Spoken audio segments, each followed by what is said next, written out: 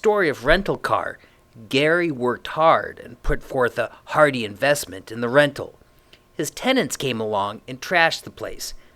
Gary feels like the scales of justice are weighted in their favor because he comes to the table looking like he has more fish. His having more or less fish may seem completely insignificant when it comes to guilt or innocence. But if you listen closely to the rhetoric of Tina Stone, having more fish implies guilt. Let's talk about Tina Stone. In our make-believe society, we started with one hermit fishing for his dinner and kept adding people until we had a village bringing in hundreds of fish. For various reasons, some people end up with more fish for dinner and some with less.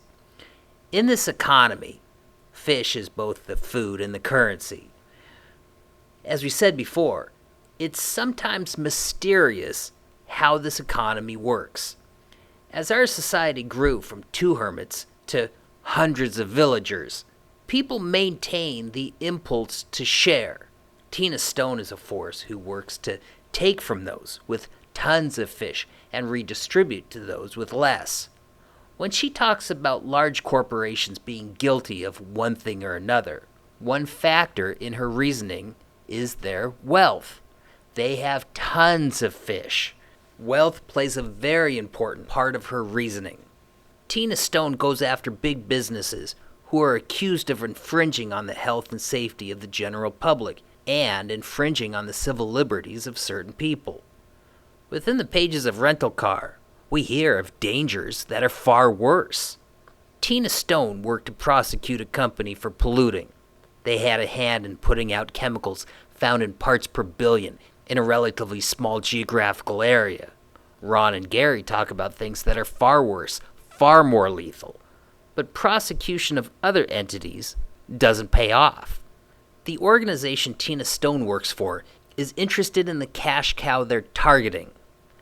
The cash of the cow, in this case, the wealth of the fuel company, is of greater importance than the actual chemicals they put out, found in parts per billion. Another business, group, or organization can be of greater detriment, but their misdoing is completely ignored if it doesn't pay off. Let us return to the idea of quantum merit, that which you have earned. Tina Stone and the people she works for spend a great deal of energy to make things happen in the courthouses, by pulling political strings, and with public rallies. It's a tremendous amount of planning, organization, and investment. The end result is that money is liberated from the coffers of a wealthy fuel company. Many people will get a small slice of the winnings, and Tina Stone will get paid. Did she not earn those winnings? It feels like she did. Tina Stone isn't the only one who believes wealth should figure into the judgment of guilt or innocence. When Tina Stone skipped town with some of Cynthia's money, it wasn't a huge deal because Cynthia thought of Tina as a have-not. She comes to the table with no fish, and if she takes a fish for her daily meal, it doesn't seem like a big deal. For Cynthia to demand return of the fish she stole seems cruel. It's important to compare Cynthia and Tina Stone. As a reader, we get a look into the life and business dealings of Cynthia. Her methods of getting fish are far more complex than sitting by the lake with a fishing pole. Like Gary, much of her profits are contingent on risk and investment. When the hermit fisherman catches 10 fish, the question of how many fish did he earn is simple. The question of how many fish Cynthia should take home is not so simple. It's tempting to say she should take home all the fish that come her way. Wrong answer. She has to pay her staff. She not only has to decide how much each of them deserve, but how much she can pay them and still stay in business. Her secretary takes no risk. The chores are all planned out, and she's paid by the hour, and that pay is guaranteed. Cynthia never knows when her next infusion of money will come in. There's absolutely no guarantee Cynthia will get paid at all. She can't simply take home everything she makes because she needs to guarantee everyone gets paid next month and the month after that. This is in addition to the cost of all other overhead. And don't forget, in the wake of the Carlton Libby tragedy, Cynthia was the one to suffer a lawsuit. It wasn't Cynthia and all her employees that had to pay. It was Cynthia who had to pay, and the secretary got to keep all her money. Why doesn't Cynthia play it safe and just become a secretary herself? As we read, we witness her inner thoughts, and that is something she considers every single day. Cut bait, sell everything, and just work at a shop in the mall. It's not so surprising she keeps doing what she does because she makes more than the secretary. Question: does she keep more? She certainly makes more than her secretary, but does she keep more than her secretary? If she makes 5 times the amount of her secretary, I wouldn't be at all surprised if the cost of living for her was 5-fold more. That may be true of some. It may or may not be true of Cynthia. As we read through the pages of Rental Car, we discover Cynthia is a cheapskate, but she puts on the appearance of having a lot of money. That may not be the worst thing that you can do when you're running a business. Both clients and investors feel a little bit better about throwing their business your way if they feel like you have a strong business. If we were to compare Gary and Cynthia to Tina Stone, one big difference between them and their methods for getting wealth is what they symbolize.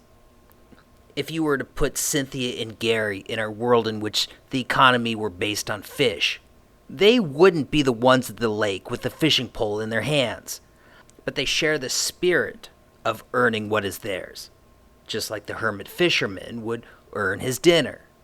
Tina Stone is focused more on ways of getting greater amounts of fish issued. Gary and Cynthia hope to make their money with success. Tina Stone is all about playing the victim card. In many ways, she makes her money from failure. In the story of Rental Car, this becomes clear to Cynthia when she listens to tapes of her interviews. She overhears Tina Stone instructing young people how to work the system. Part of the instructions include, essentially, breaking your fishing pole so that you don't need to fish.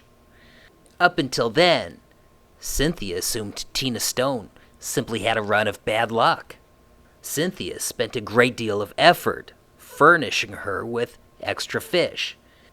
It's not only because Tina Stone was giving young people terrible advice. It's also because Cynthia became painfully aware she was used.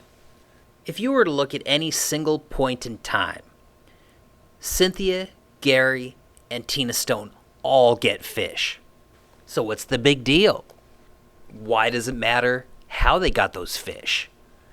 It has to do with that second boat Gary was standing in.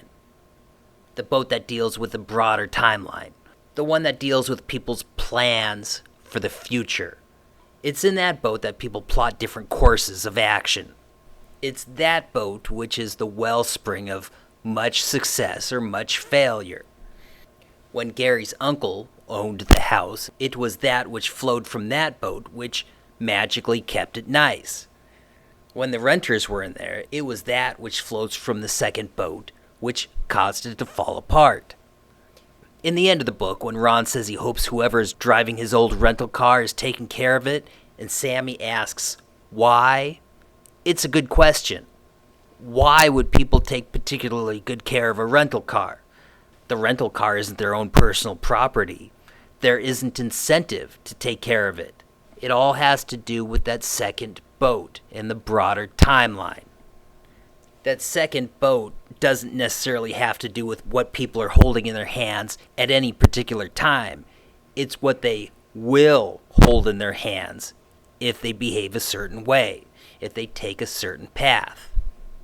A society in which more people view the world like Tina Stone works differently than one full of Cynthia and Gary's. The village looks different and feels different And people in the village expect very different things in the future, because that second boat has a lot to do with the future. Think upon it, let it stew for a while, and if nothing else, hopefully this tutorial has been interesting.